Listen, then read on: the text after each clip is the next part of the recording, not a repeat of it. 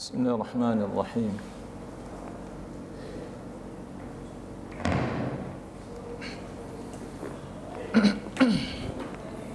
السلام عليكم ورحمة الله وبركاته.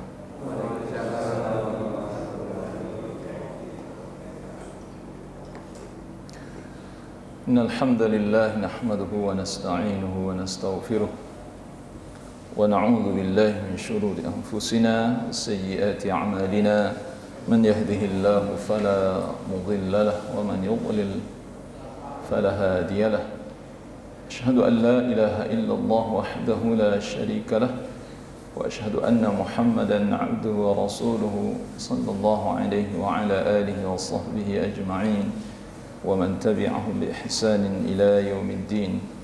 يا أيها الذين آمنوا اتقوا الله حق تقاته ولا تموتن إلا وأنتم مسلمون. أما بعد. Kaum muslimin, bapak-bapak, ibu-ibu yang dirahmati Allah Subhanahu wa taala.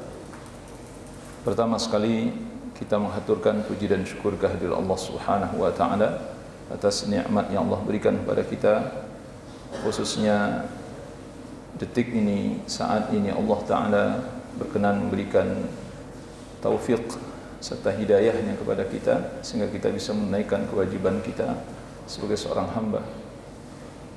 Kemudian salat dan salam untuk Nabi kita Muhammad sallallahu alaihi wasallam, semoga senantiasa tercurah untuk beliau, keluarga beliau, para sahabat radhiyallahu anhum ajma'in. Ikhwan fi din wa akhwati fillah, a'azzani Allah wa iyyakum, rahimani wa rahimakumullah jami'an. Pada kesempatan ini kita mengangkat satu tema, tazkiyatun nafs atau tazkiyatun nufus. Ini bahasa yang sudah populer sebenarnya di tengah-tengah kita. Dan maknanya juga insyaallah sebagian dari kita atau mungkin kita sudah memahami ya apa yang dimaksud dengan tazkiyah an-nafs. Tazkiyah ini terambil dari kata-kata zaka yazki ya, artinya membersihkan. An-nafs adalah jiwa atau bisa dimaknai dengan nafsu juga. Jiwa manusia itu nanti di dalam beberapa pembahasan para ulama itu disamakan dengan hati. Ada yang bertanya apa bedanya jiwa dengan hati? Para ulama mengatakan sama. Tidak ada perbedaan antara jiwa dengan hati. Namun ada juga ulama yang membedakan antara keduanya. Jiwa adalah apa yang membuat tubuh atau jasmani kita ini menjadi hidup. Itu disebut dengan jiwa. Tanpa jiwa maka jasad kita ini mati. Adapun hati adalah sesuatu yang Allah Subhanahu wa taala letakkan di dalam hati, di dalam diri kita ini, yang menjadi pengendali apakah tubuh kita ini akan menjadi baik atau menjadi buruk. Nah, sebenarnya dari definisi itu antara hati dengan jiwa itu hampir sama. Maka benar ada ulama mengatakan bahwa hati dan jiwa itu sama. Jiwa juga itu sebagai pengendali sebenarnya. Kemana arah hidup kita ini? Apakah kita akan menjadi baik atau menjadi buruk? Nah, ayyuhal ikhwan fi din, rahimani rahimakumullah jami'an. Oleh karena yang menentukan hidup kita ini baik atau buruknya ditentukan oleh jiwa atau hati itu. Badan ini mengikut saja sebenarnya. Jadi jasad kita ini hanyalah kerangka ya. Bagi kita badan ini hanya kerangka saja. Dia mengikuti apa yang dikatakan oleh jiwa. Badan ini apa yang dikatakan oleh hati. Kalau hatinya mengatakan ayo ke kanan, dia pergi ke kanan. Kalau hatinya mengatakan ke kiri, dia pergi ke kiri. Inilah makna dari sabda Nabi sallallahu alaihi wasallam, Ala wa inna fil jasadi mudghah idza salahat salahal jasadu kullu wa idza fasadat fasadal jasadu kullu ala wa hiyal qalb. Ketahuilah oleh kalian, kata Rasulullah, dalam diri manusia ada segumpal daging yang apabila daging itu baik maka akan baiklah seluruh tubuh. Kalau daging itu jelek maka akan jeleklah seluruh tubuh. Kalau daging itu rusak maka akan rusaklah seluruh tubuh. Ala wa hiyal qalb. Ketahuilah, kata Rasulullah SAW, itulah yang disebut dengan hati. Ayo ikhwan fiddin rahimani rahimakumullah. Jadi objek dari tazkiyatun nafs itu sebenarnya hati itu, karena ini pengendali. Abu Hurairah atau mungkin sahabat yang lainnya mengatakan hati itu diibaratkan sebagai seorang penguasa atau raja. Hati adalah raja, sedangkan anggota tubuh ini adalah rakyatnya. Kalau rajanya baik, maka rakyatnya akan menjadi baik. Namun Syekhul Islam Ibnu Taimiyah rahimahullah ta'ala, beliau mengatakan ada perbedaan, kata beliau, tidak mutlak. Kekuasaan raja terhadap rakyatnya tidak mutlak. Beda dengan hati. Raja ada yang dipatuhi, ada yang tidak dipatuhi. Raja kan tidak semuanya dipatuhi kan? Banyak rakyat yang membangkang kepada raja. Banyak rakyat yang tidak mengikuti apa yang dititahkan oleh raja, tidak setuju dengan apa yang diputuskan oleh raja. Akhirnya terjadilah pemberontakan dan lain sebagainya. Beda dengan hati, kata Syekhul Islam. Hati tak satu pun yang dibantah oleh tubuh, oleh anggota tubuh kita. Tak ada satu pun yang dibantah. Apa yang diperintahkan oleh hati semuanya diikuti. Maka perintah hati itu sifatnya mutlak. Dan Rasulullah SAW memastikan kalau dia baik, maka baiklah seluruh tubuh, baiklah anggota tubuh kita, baiklah tangan kita, apa yang dilakukan oleh tangan, baiklah apa yang dilihat oleh mata kita, baiklah apa yang didengar oleh telinga kita, baiklah apa yang difikirkan oleh fikiran kita. Fikiran ini dikendalikan oleh hati kita. Baiklah apa yang dikerjakan oleh seluruh anggota tubuh kita, baiklah perut kita, baiklah kemaluan kita. Ini hati. Nah, ini yang perlu ditazkiyah sebenarnya. Ayul ikhwan fiddin rahimani rahimakumullah jami'an. Ayat-ayat Allah Subhanahu wa taala terkait dengan hati yang jadi sebelum, jadi anak kira mungkin karena ini ya Allah alam, kan enggak tahu apa ini kajian berlanjut atau enggak gitu. Tapi yang jelas ini enggak bisa selesai satu kali pertemuan ya, bahasan ini. Apalagi kalau mau bahas kitab ini enggak mungkin selesai gitu. Ya, paling tidak kita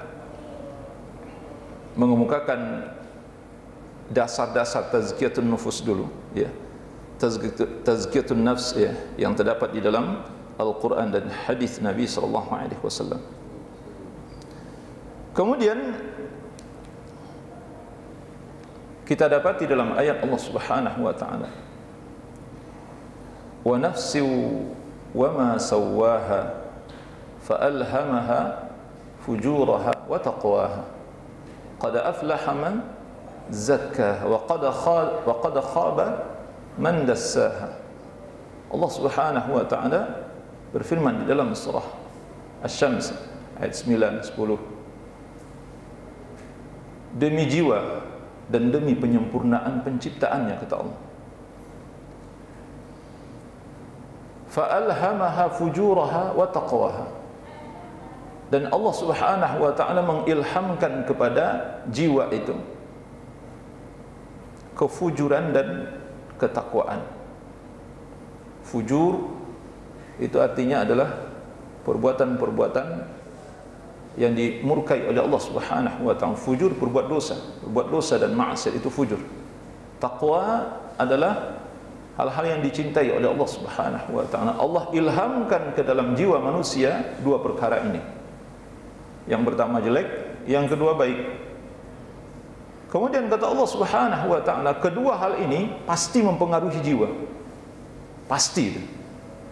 Maka Allah firmankan di ayat berikutnya, qad aflaha man zakkaha, maka sungguh beruntunglah orang yang membersihkan jiwa. Ya, karena mungkin dia terpengaruh oleh fujur tadi, perkara-perkara fujur yang Allah ilhamkan, ternyata lebih dahsyat mempengaruhi jiwanya. Akhirnya jiwanya menjadi kotor, jiwanya menjadi rusak. Maka beruntunglah, kata Allah Subhanahu wa ta'ala, orang yang membersihkan jiwanya. Wa qad khaba man dassaha, maka beruntunglah, sungguh beruntung, sungguh rugilah orang-orang yang mengotorinya. Artinya mengikuti kefujuran yang diilhamkan oleh Allah Subhanahu wa ta'ala. Ayat ikhwan fiddin rahimani wa rahimakumullah jami'an.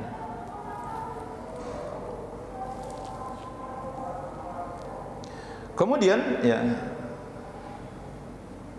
Anda ingin mengajak kita semua untuk berhitung ini, atau ini kita merunut ke perjalanan kehidupan kita. Rasulullah sallallahu alaihi wasallam dalam hadis sahih riwayat Imam Bukhari Muslim, kullu mauludin yuladu 'ala al-fitrah fa abawahu yuhawidanihi aw yunassiranihi aw yumajjisanihi. Setiap anak yang lahir dalam keadaan fitrah. Fitrah itu maknanya apa? Fitrah itu yang suci, bersih, dan cenderung kepada agama Allah Subhanahu wa ta'ala. Bahkan makna fitrah itu sendiri nanti sebagian ulama menafsirkan apa maknanya? Islam, ikhwan. Yuladu 'alal fitrah, dilahirkan dalam keadaan Islam. Makanya kita enggak pernah disyahadatkan lagi. Jadi kalau kita lahir dari keluarga kita yang muslim, kemudian kita tumbuh besar dewasa, enggak ada kita yang disyahadatkan. Kecuali kalau kita lahir dari keluarga non muslim, tumbuh besar, kemudian nanti berkeyakinan seperti keyakinan orang tua yang telah melahirkan kita, baru kita disyahadatkan kalau ingin masuk Islam. Atau mungkin lahir dari keluarga Islam, tapi kemudian nanti diasuh oleh orang yang berkeyakinan berbeda, kemudian memiliki keyakinan yang berbeda setelah dia tumbuh dewasa, maka dia wajib disyahadatkan kalau dia diakui, kalau ingin diakui sebagai seorang muslim. Tapi kalau tidak, maka dia sudah diakui sebagai seorang muslim sejak dari lahir.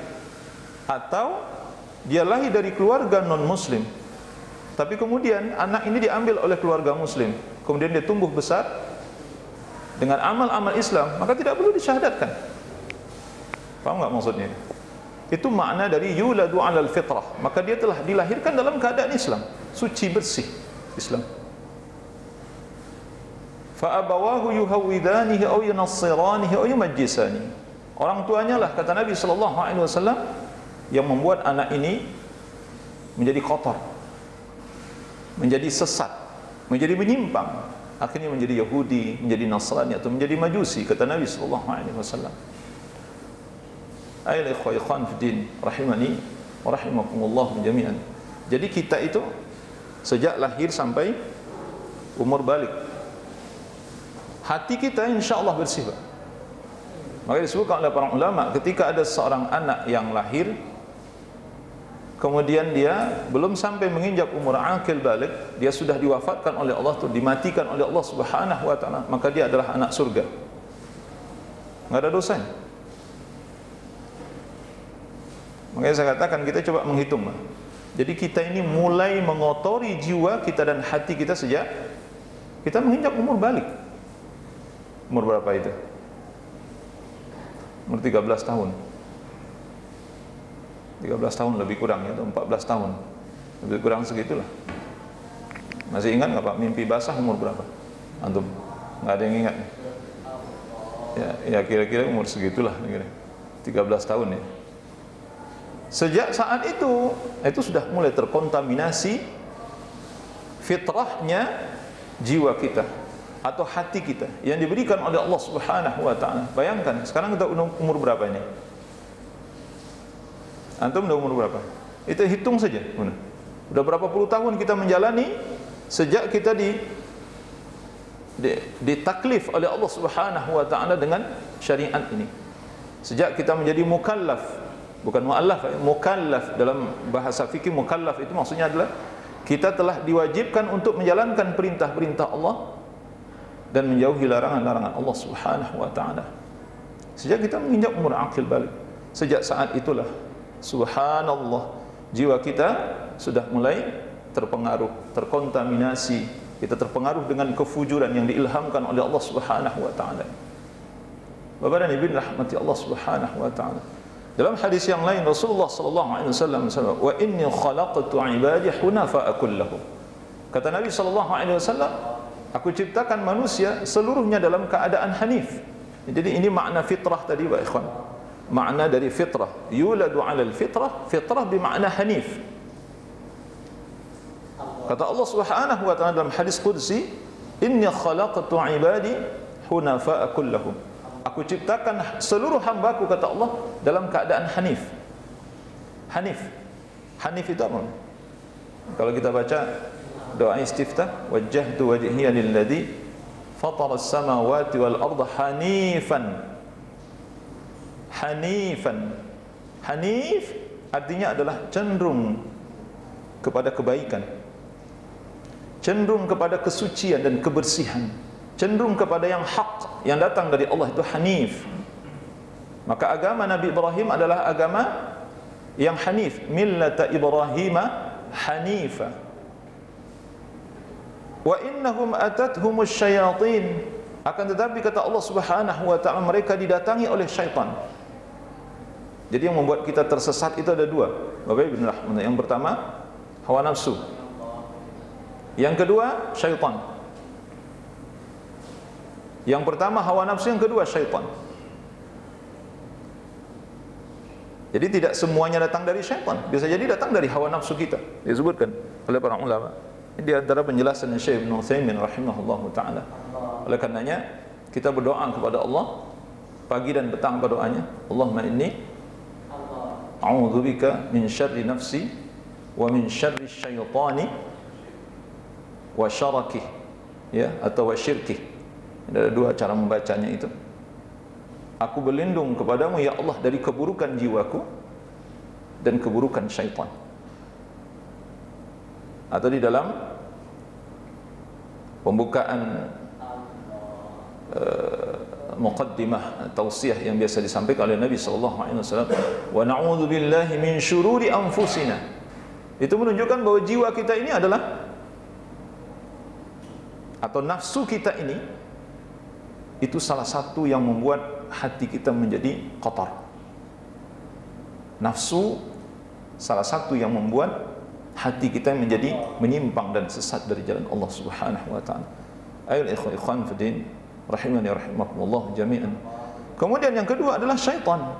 Maka dikatakan oleh Allah Subhanahu wa taala, innahum atathumus syayatin fajtalathum. Kemudian mereka didatangi oleh syaitan dan syaitan menggelincirkan mereka an dinihim, dari agama mereka. Ayol ikhwan fiddin rahimani rahimakumullah jami'an. Kemudian ya, ini gambaran, saya memberikan gambaran kepada kita betapa hati kita ini awalnya bersih diberikan oleh Allah. Jiwa kita ini awalnya hanif, jiwa kita ini awalnya fitrah diberikan oleh Allah Subhanahu wa taala, tapi kemudian menjadi berubah. Dia berubah menjadi tidak fitrah lagi, atau menyimpang dari fitrah. Dia menjadi kotor.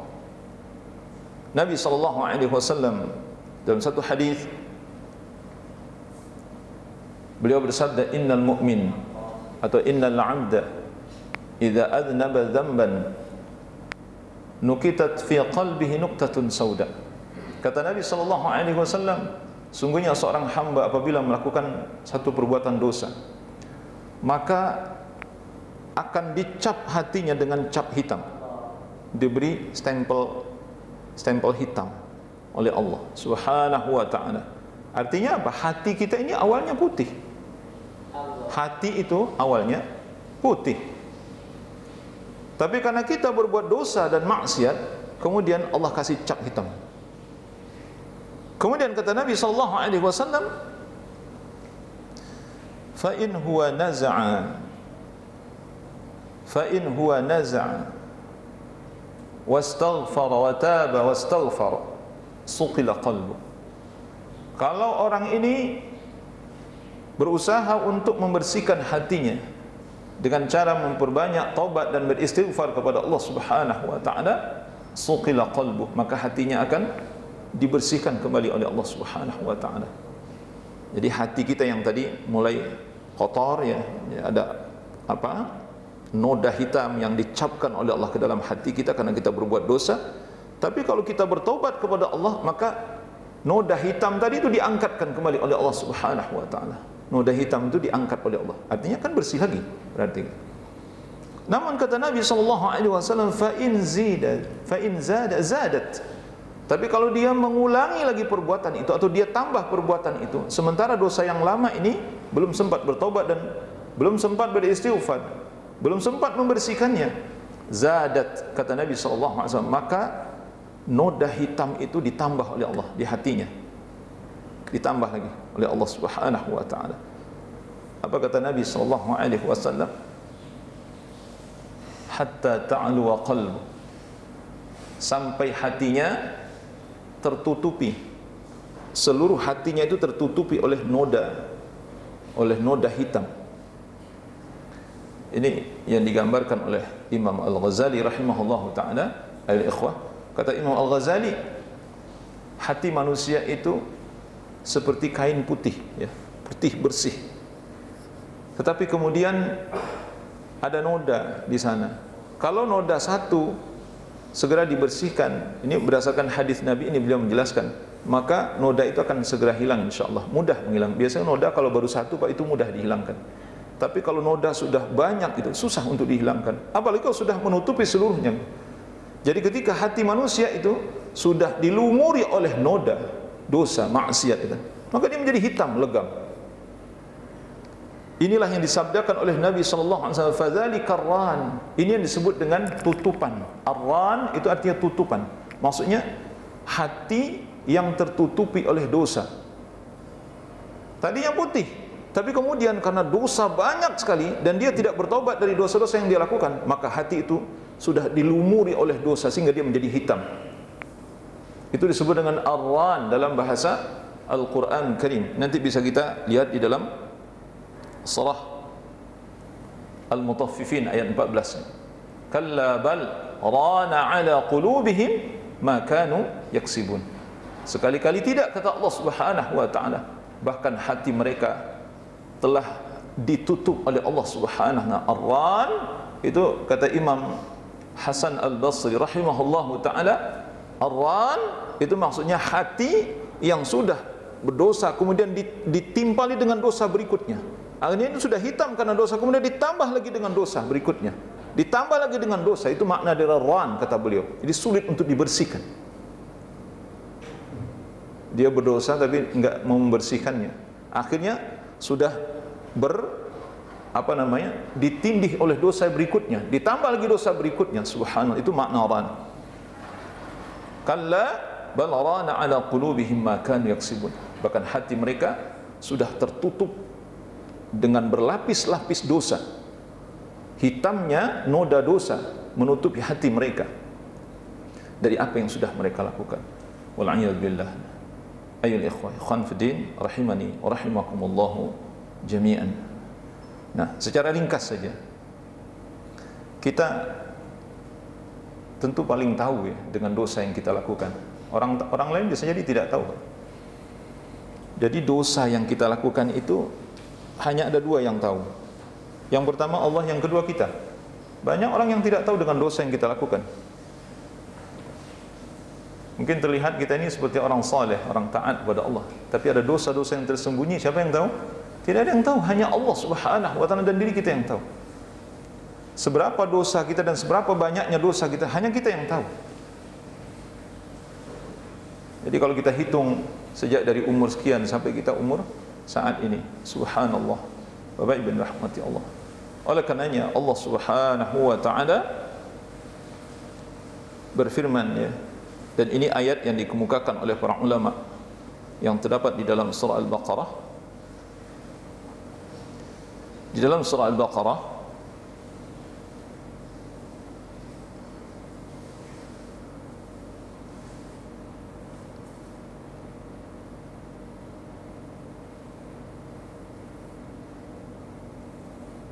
kama arsalna fikum rasulan min anfusikum yatlu alaikum ayatina wa yuzakkikum wa yuallimukumul kitaba wal hikmah. Nanti Anda bisa lihat dalam surah Al-Baqarah ayat 151.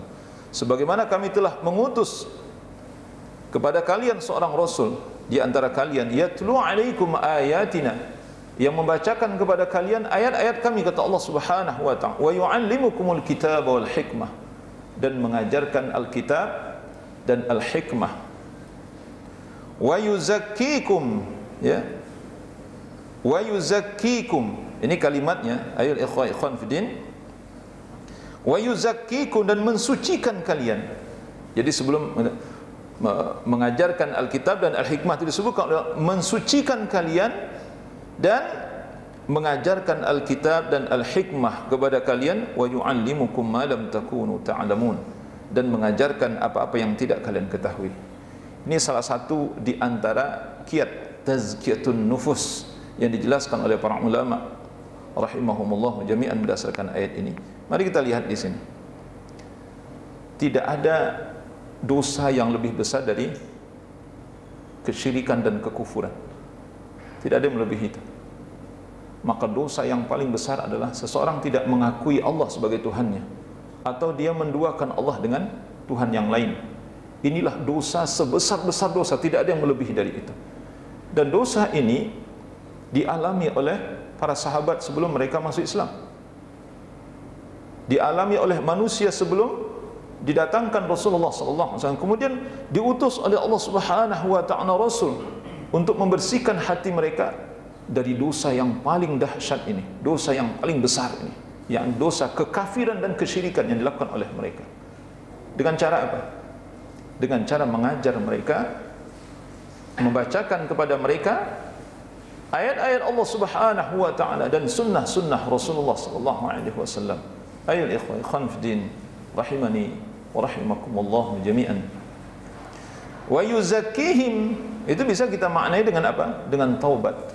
Jadi Nabi SAW mengajarkan kepada mereka untuk bertaubat kepada Allah Subhanahu wa ta'ala, membersihkan diri mereka, membersihkan hati mereka, membersihkan jiwa mereka dari sifat-sifat yang tidak baik, sifat sombong, sifat hasad, dengki, khianat, ujub dan lain sebagainya. Ini penyakit-penyakit hati dan penyakit jiwa. Ini yang dibersihkan oleh Nabi dari hati para sahabat, sehingga para sahabat itu menjadi manusia yang paling sempurna. Di dalam Islam, manusia yang paling bersih hatinya adalah para sahabat, karena yang langsung membersihkan hati mereka adalah Rasulullah SAW dengan izin Allah Subhanahu wa ta'ala. Jadi mereka tadinya hati mereka kotor dengan syirik dan dengan kekufuran yang mereka lakukan, tapi kemudian Rasulullah SAW diutus oleh Allah Subhanahu wa ta'ala mengajarkan kepada mereka ayat-ayat Allah Subhanahu wa ta'ala. Ayol ikhwah, jadi ini salah satu solusi terbesar kalau kita ingin membersihkan hati dan jiwa kita. Apa? Kita harus belajar agama ini dengan baik dan benar. Belajar Al-Quran, hadis Nabi SAW. Enggak ada jalan lain. Kalau antum mengikuti cara-cara orang-orang kafir, ya, orang-orang kafir, ada kelompok-kelompok sesat di dalam Islam ini. Mereka berbagai macam cara untuk mentazkiyah jiwa mereka. Nanti dengan melakukan ini, dengan cara bertapa atau apalah gitu ya, atau berpuasa dari sesuatu ini segala macam. Tidak ada cara-cara seperti itu. Cara langkah yang paling up to date, yang paling jitu, yang pertama sekali, pelajari agama ini dengan baik dan benar. Setelah kita bertaubat kepada Allah Subhanahu wa ta'ala dengan taubatan nasuha, maka jalan yang paling hebat itu adalah pelajari Al-Quran dan sunnah Nabi. Alkitab itu maksudnya Al-Quran, Al-Hikmah itu maksudnya sunnah Nabi SAW. Tidak ada jalan lain. Kalau antum ingin bersih, hidup antum ingin bersih, pelajari Al-Quran dan sunnah semurni-murninya berdasarkan pemahaman para ulama salaf. Ini berdasarkan ayat ini. Dan ayat ini berulang-ulang dalam Al-Quran. Nanti Allah firmankan juga di dalam surah Ali Imran ada. Nanti dalam surah-surah yang lain kalimat yang sama Allah sebutkan. Artinya apa? Seseorang tidak mungkin bisa bersih hati dan jiwanya kalau dia tidak paham agama. Allah Ta'ala. Anda kira ini hantaran dari aneh tentang pembahasan tazkiyatun nafs ya, ada satu cara, dan kita belum masuk ke kitab ini, Pak. Jadi kitabnya panjang lebar menjelaskan tentang hal itu. Allahu a'lam bishawab. Ada pertanyaan terkait ini? Anda bersilakan. Silakan, Pak.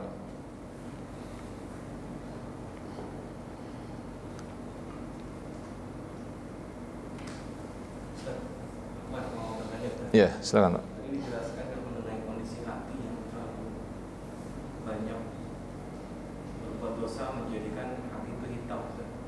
Nah, dampaknya untuk kehidupan kita sebagai manusia, apakah ketika hati itu sudah tertutupi dengan sekian banyak dosa hitam itu jadi sulit mendapatkan hidayah, atau seperti apa dampaknya ke kehidupan kita? Nah, jadi Allah Subhanahu wa Ta'ala menjelaskan di dalam Al-Quran ini di awal surah Al-Baqarah, innal ladzina kafaru sawa'un 'alaihim a anzartahum am lam tunzirhum la yu'minun. Sungguhnya orang-orang kafir itu, kata Allah. Ini ayat berapa itu?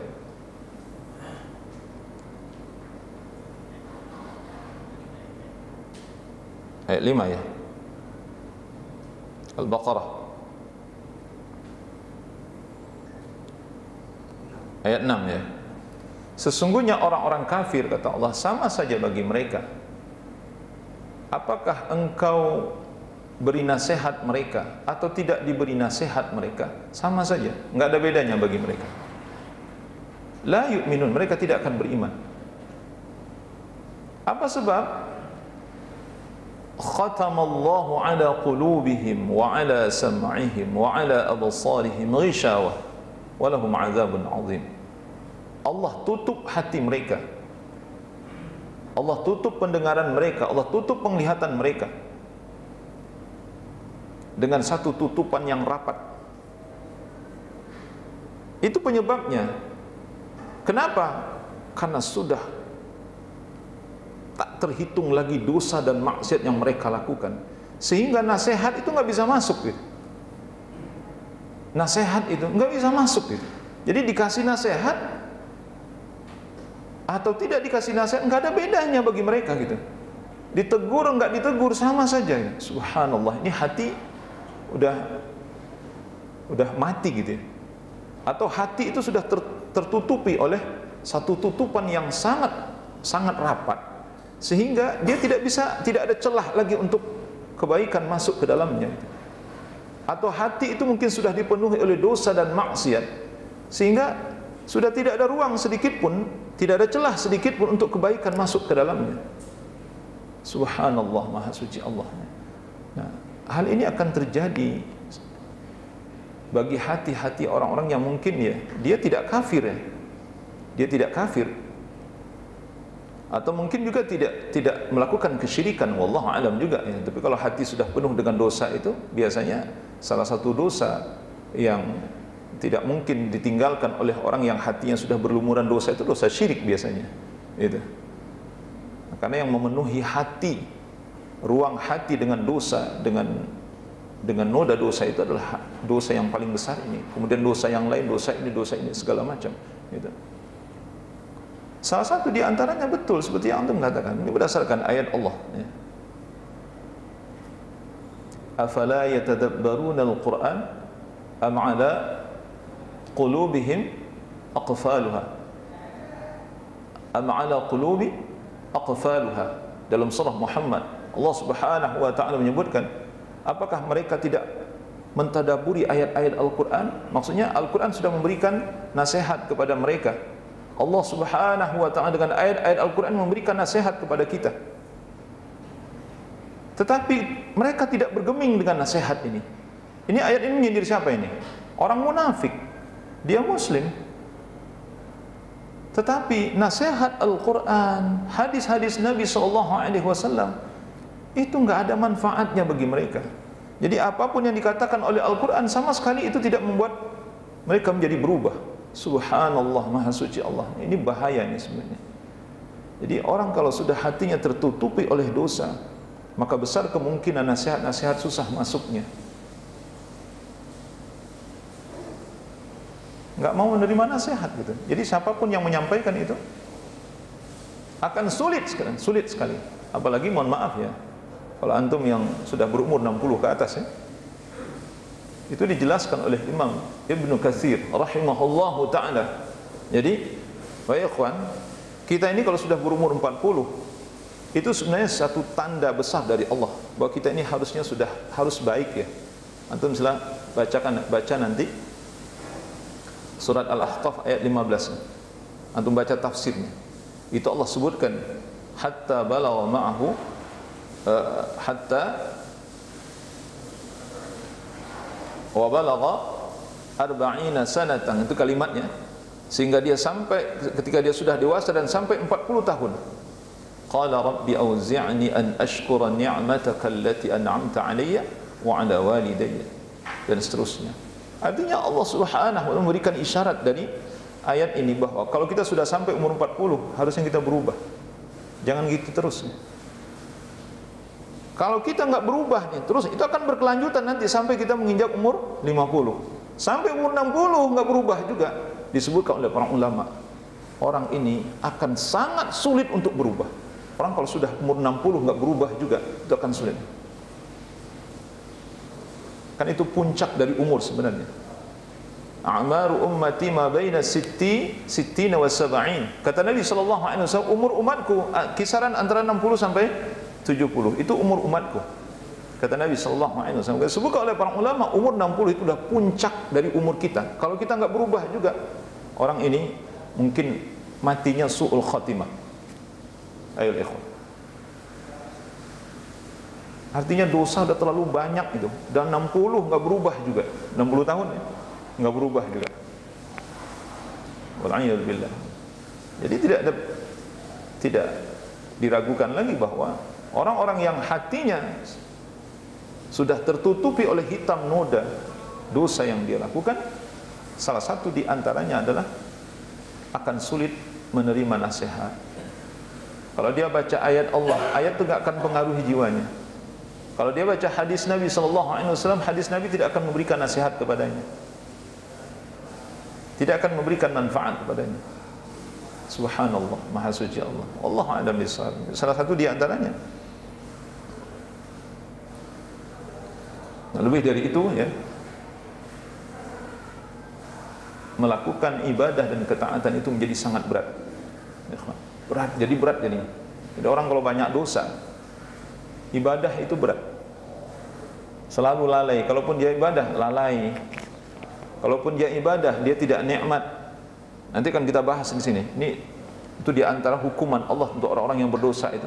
Kata Imam Qayyim rahimahullahu ta'ala, kalaupun dia beribadah, Allah buat dia tidak nyaman dengan ibadah itu. Akhirnya dia tidak betah dengan ibadah. Ibadah sedikit, ibadah pengen cepat selesai. Baca Quran dikit ngantuk. Baca Quran dikit, baru beberapa ayat udah tinggal. Baru zikir sebentar udah ngantuk. Dengar ceramah nggak betah misalnya. Ayo ikhwah.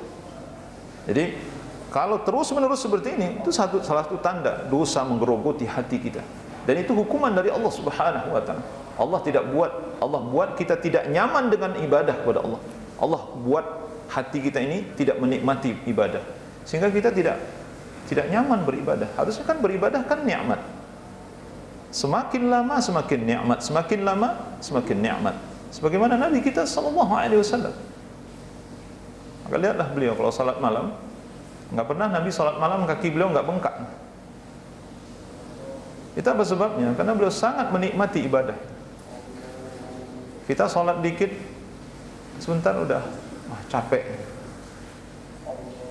Ayo ikhwan fiddin rahimani wa rahimakumullah. Tapi nanti ya mungkin kita bahaslah tentang pengaruh dosa atau hukuman Allah Subhanahu wa taala terhadap dosa yang kita lakukan. Nah, ini bahasan kita untuk siang hari ini, dan waktu kita insyaallah ya agak lebih kurang berapa ya, setengah jam lebih kurang, nggak cukup sebenarnya waktunya ya untuk kajian ya.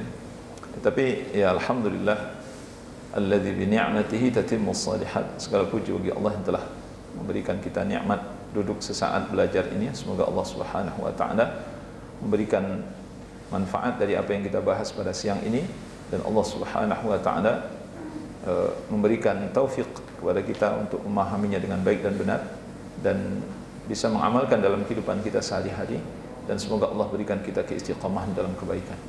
Wassallallahu wasallam wa barak ala nabiyyina Muhammad wa ala alihi wa sahbihi wa sallama tasliman katsira. Subhanakallahumma wa bihamdika asyhadu an la ilaha illa anta astaghfiruka wa atubu ilaik. Assalamu alaikum warahmatullahi wabarakatuh.